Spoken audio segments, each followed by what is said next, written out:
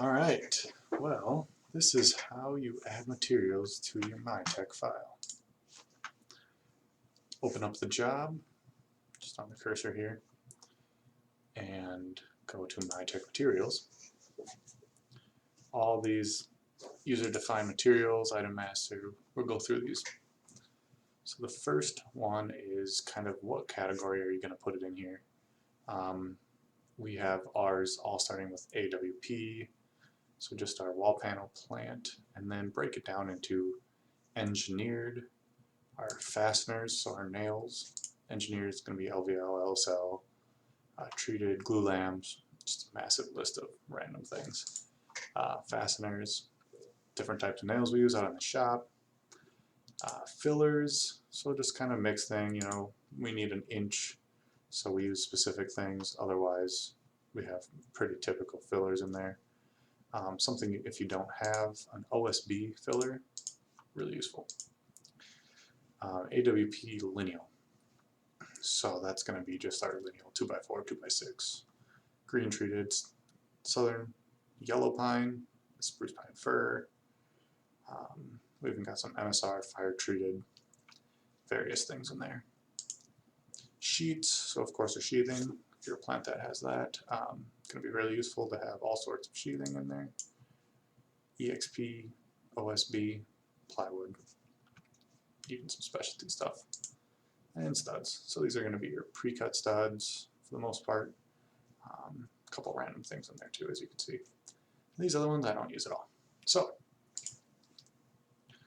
to start building material, I usually look for what am I trying to build. Do I need another size of an LVL?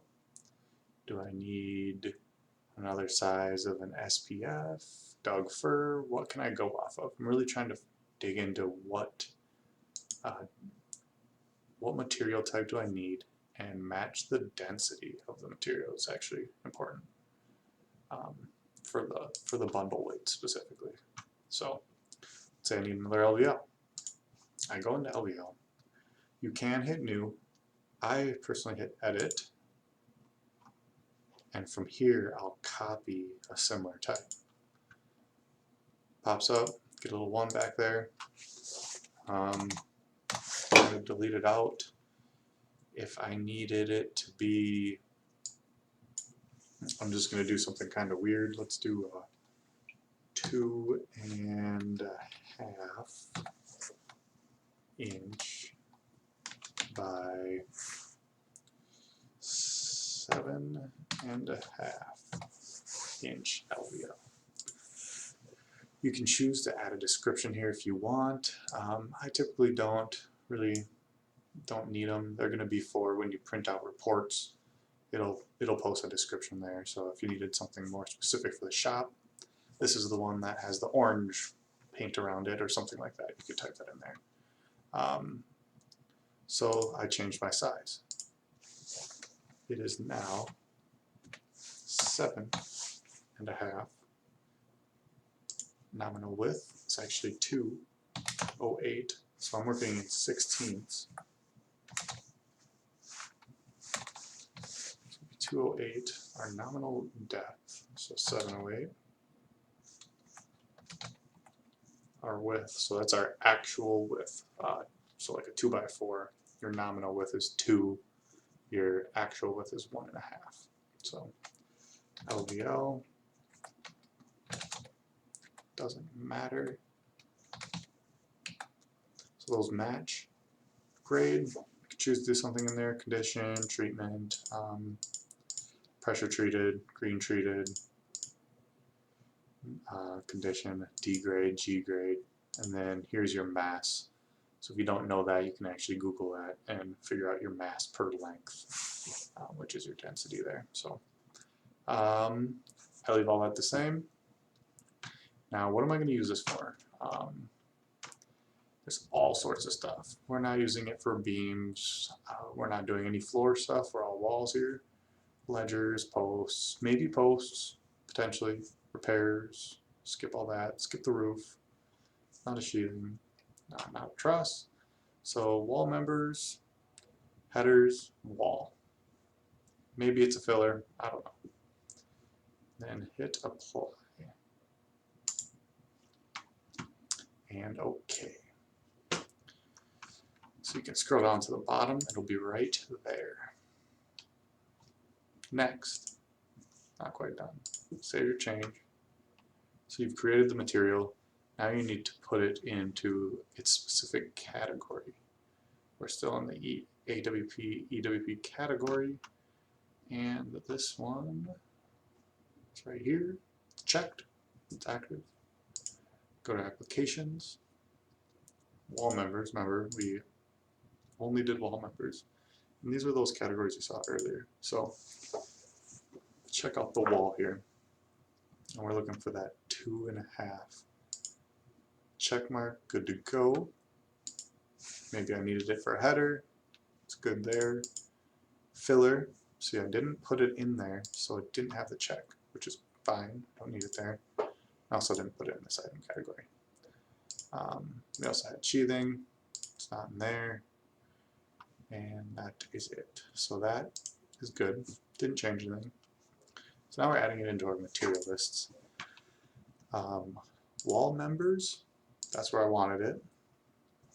Here, I'm working with an EWP, so I would prefer to have it here. You can even break it down further, but it's really easy just to keep it going in EWP.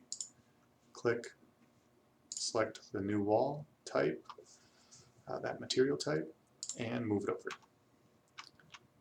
You should see it pop in right there. That's awesome. Then it'll have you save. Go down to material costing. And you can find it here. We don't use this for our estimating, so we don't need material costs or anything. You can leave all that the same.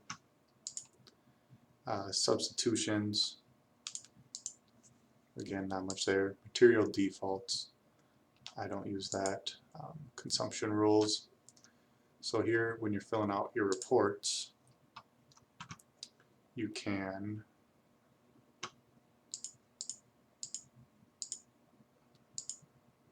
kind of show how to accumulate. I don't use that.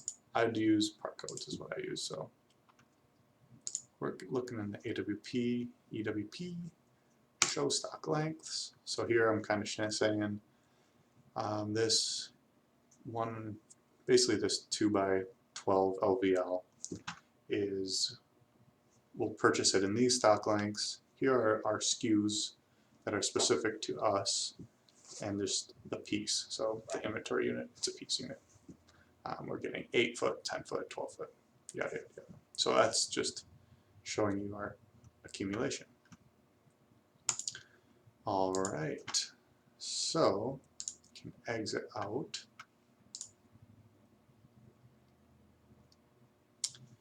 And here it will potentially have little bars that will be loading. This time I guess it's not, which is fine. There it is.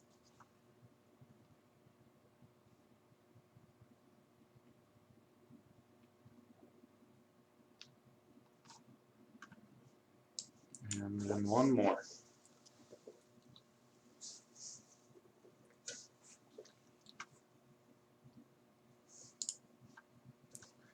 So now I'll open up a new file.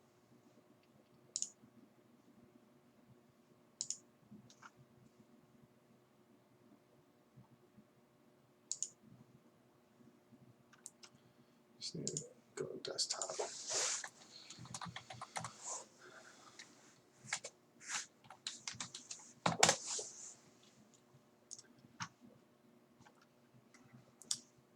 Go through that stuff later, but we're just going to check and see if that material is ready to go. Input a wall. Let's just put it here. So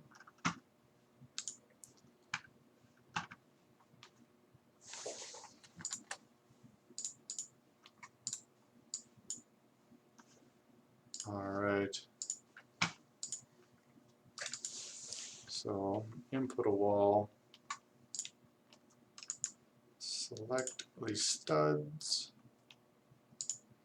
Now this is going to look really weird, but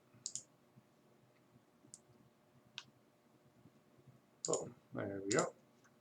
Pops it right in there. And that is how you create the materials. Really recommend having a really clean material list. You want to know, break it down, figure it out. Something we do is put LSL in the front, LVL goes in the back. You don't see that L and you automatically assume something. PSL, glulam, this is our biggest material list. Other than that, it's pretty straightforward. So that's it. Anything else, just shoot me a message and follow the channel. Thanks.